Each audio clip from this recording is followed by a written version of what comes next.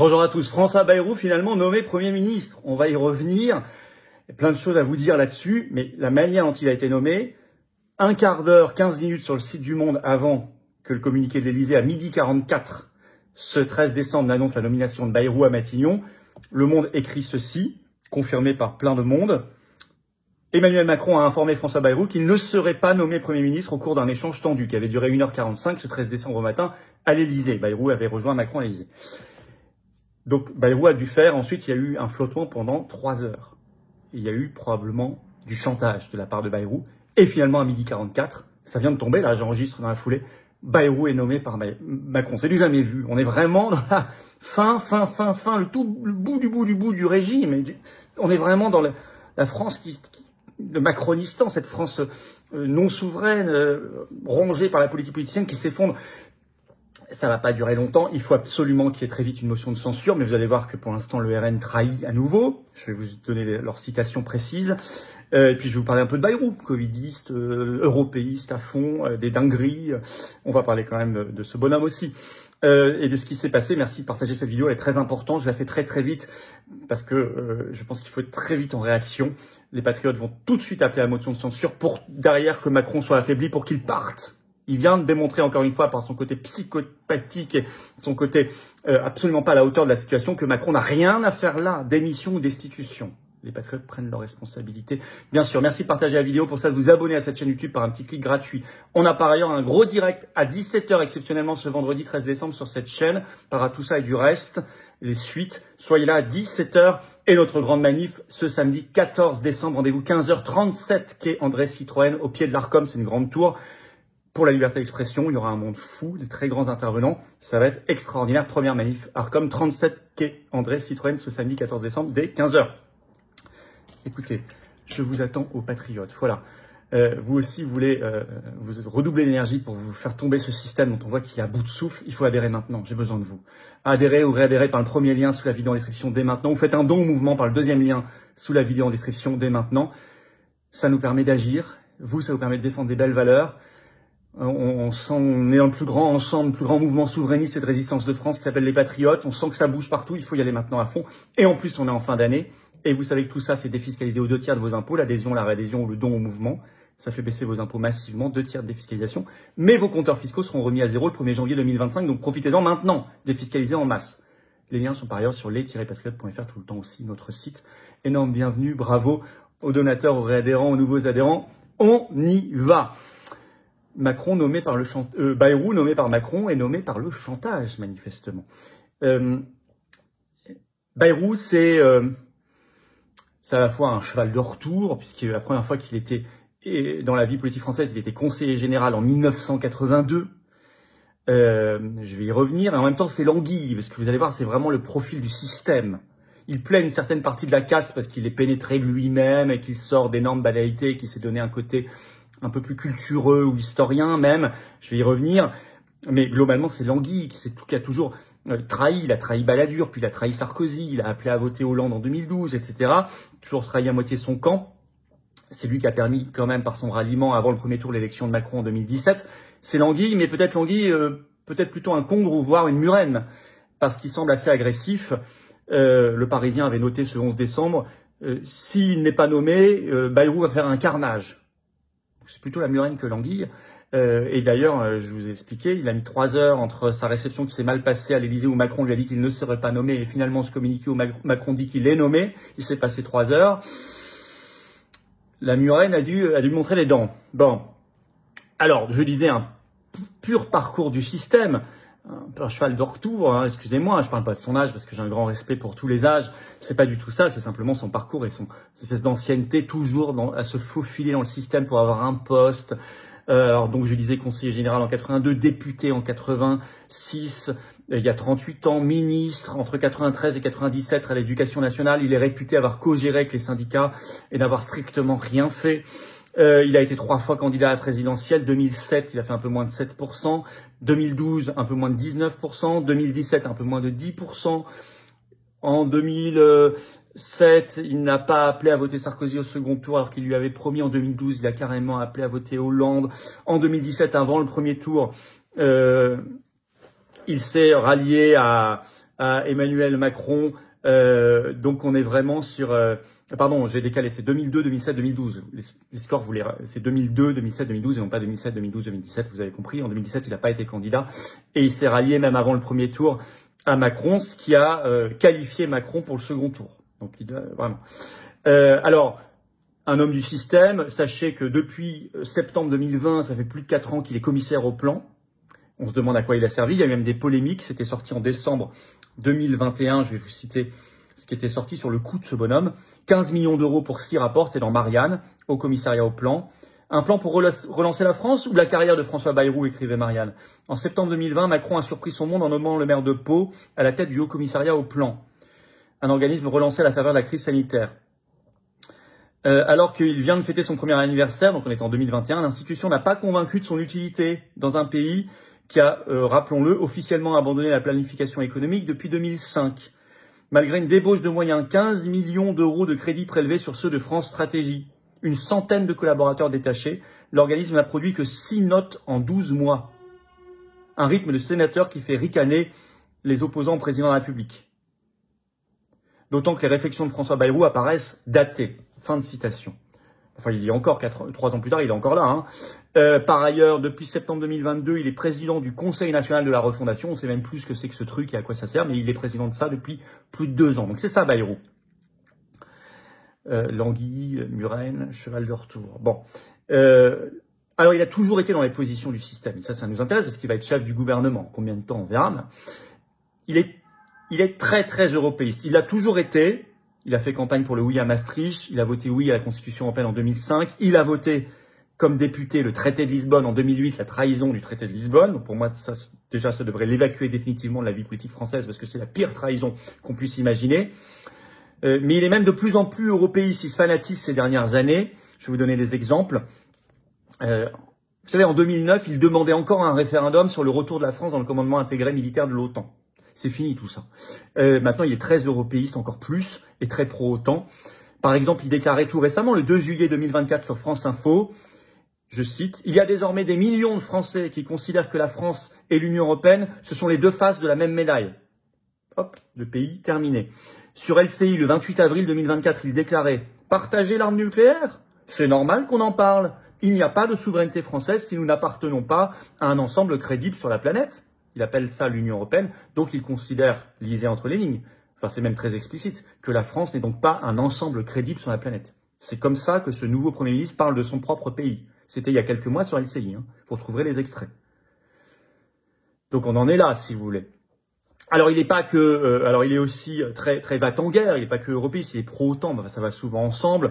Il a front pro-Zelensky, pro-guerre en Ukraine. Je vous cite ce qu'il avait dit par exemple sur LCI le 18 mai 2024, je l'ai retrouvé. Je vais bien sûr vous le citer, voilà. Frappe ukrainienne avec des armes françaises. Si nous pouvons fournir des armes qui leur permettent de faire reculer l'inexorable, l'Ukraine a le droit et le devoir de se défendre. Il a toujours soutenu tout ça depuis le début. Par ailleurs, il était extrêmement covidiste. Extrêmement. Sur BFM TV, dès le 27 décembre 2020, donc 6 mois avant que ça existe, il était favorable, je cite, à un pass sanitaire lié au vaccin Covid. Donc, parmi les premiers à être favorable à ça. Ultra-covidiste. Le 4 juillet 2021, sur RTL, il s'est déclaré favorable à la vaccination Covid obligatoire. Ensuite, il a défendu le pass vaccinal partout. En novembre 2021, il a fait une grosse campagne pour que ça soit rendu obligatoire chez les enfants. Et par ailleurs, il avait été pris en janvier 2021 en photo dans l'aéroport d'Orly, sans masque, alors qu'à ce moment-là, c'était obligatoire. Tous les autres l'avaient, tous les autres étaient contrôlés par la police, mais lui se baladait sans masque et n'était pas contrôlé par la police, parce que c'était Bayrou, c'est le pouvoir, c'est Macron.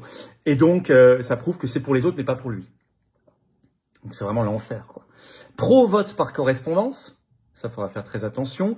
Il a déclaré le 8 avril 2021 sur France Info, je vous donne toutes les sources précises, vous voyez, je cite, que selon lui, sur 100 millions de votes en 2020 à la présidentielle aux États-Unis par correspondance, on n'a pas trouvé une seule fraude pour justifier qu'on l'autorise de nouveau en France, alors que je vous rappelle que le vote par correspondance en France est interdit pour fraude officiellement depuis 1975. Lui, il veut le réintroduire. Et il n'a pas trouvé une seule fraude en 2020 aux États-Unis, ça fait rire. Donc c'est ça, si vous voulez, on est vraiment totalement dans le système. Alors, il y a une partie du système qu'il aime bien, d'abord parce qu'il fait partie des meubles, donc on s'est habitué à lui. Il a toujours cultivé, alors les journalistes aiment bien en parler, cette dimension d'homme du terrain, d'homme du sud-ouest, le maire de Pau, l'homme un peu de culture, même d'histoire. Il a écrit sur Henri IV, on le ressort souvent. Alors qu'en fait, homme de terrain, homme du sud-ouest, il est très parisiano-centré à fond dans les couloirs et les coulisses du pouvoir depuis des décennies, et dans les petits coups, les petites magouilles, c'est ça Bayrou. Mais depuis, non pas, même pas des années, depuis des décennies. Donc c'est vraiment un trompe-l'œil là-dessus. Alors, l'accueil par les oppositions.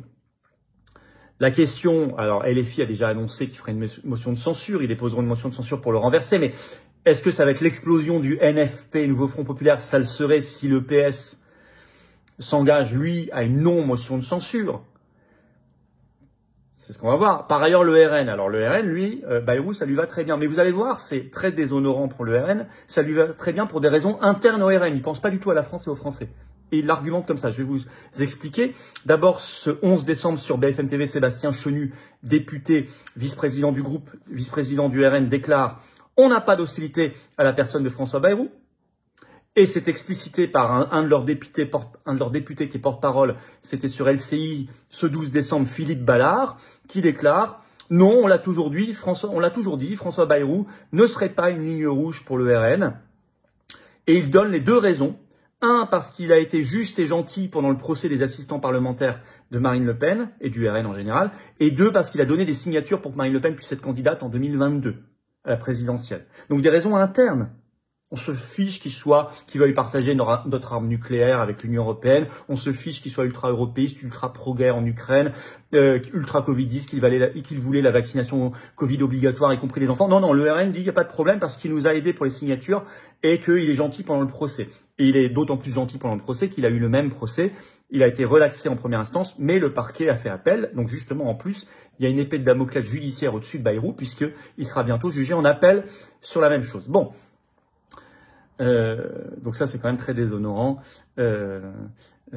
Voilà. Donc on est vraiment un Macron qui a menti, qui avait parlé de nommer un Premier ministre dans les 24 heures, puis 48 heures, puis ce matin. Enfin bon, bref. On est une France macronisée qui s'abîme, qui meurt dans le régime parlementariste le plus pourri qu'on puisse voir. Il n'y a aucune vision ici. C'est vraiment que des petits accords d'appareil.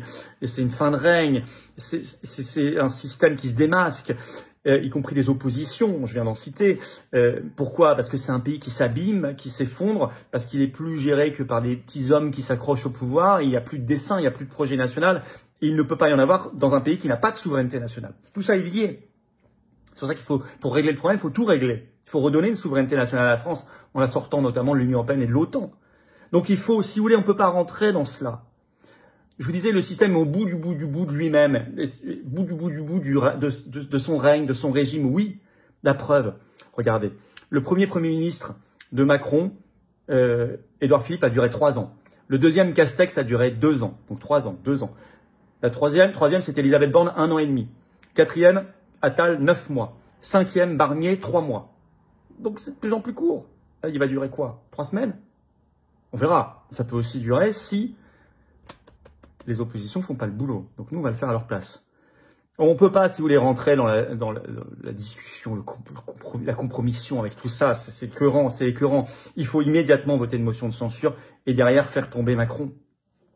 Surtout un Macron qui n'hésite pas à parler maintenant d'article 16. Marianne a sorti ce 12 décembre des informations qui confirment ma vidéo d'hier en disant qu'il n'arrête pas de parler de l'article 16 et qu'il a même consulté des constitutionnalistes pour voir s'il pouvait l'utiliser maintenant. Et un Macron qui pourrait aller vers la guerre. Bien sûr, il faut balayer cette vieille classe politicienne, fausse opposition y compris, cette vieille tambouille, et incarner une nouvelle ère en tranchant avec tout ça. C'est exactement ce que nous voulons aux patriotes en disant la méthode, motion de censure, démission, destitution, ça c'est la méthode. Le fond, Frexit, sortie de l'OTAN, une France souveraine, redéfinir un projet national en termes agricoles, industriels, migratoires, sécuritaires, diplomatiques, d'énergie, de santé, de services publics, d'école, etc., de liberté. C'est cohérent et ça tranche. Ça n'a rien à voir avec toute la tambouille que je viens de vous citer par ailleurs. Merci de partager la vidéo, pour ça de vous abonner à cette chaîne YouTube. Pensez à cliquer en dessous sur s'abonner, c'est un clic gratuit, mais ça va aider beaucoup à la diffusion des vidéos. Pensez à le faire. On est en direct à 17 h, on va vite se retrouver. Ce vendredi exceptionnellement à 17h sur vendredi 13 décembre. Gros direct au cœur de la marmite, toutes vos questions sans tabou. Samedi 14 décembre, notre grosse manif, c'est au 37 quai André Citroën, au pied de l'Arcom. Liberté d'expression, venez très nombreux, drapeau français, n'hésitez pas. Et évidemment, je vous attends, patriotes. Voilà, c'est le moment de venir. Vous êtes enthousiasmés par le projet qu'on vous propose. Vous voulez rejoindre le plus grand mouvement souverainiste de France. Il faut adhérer maintenant, ou il faut adhérer ou faire un don au mouvement. Surtout en cette fin d'année, vous pouvez défiscaliser aux 2/3, alors que vos compteurs fiscaux vont être remis à zéro le 1er janvier 2025. Défiscaliser en masse, faites baisser en masse vos impôts. Maintenant, donnez pas ça à Macron qui en fera n'importe quoi avec vos impôts. Nous, on en a besoin. On n'a pas un centime de subvention publique, d'aide de l'État, ni d'aide des banques, rien. Mais on fait. Ça coûte cher. Et si on fait pas, personne ne le fera à notre place, et vous le savez. Compris l'Arcom, ce samedi, la manif. En tous les cas, et les procès et tout le reste. Je vous attends.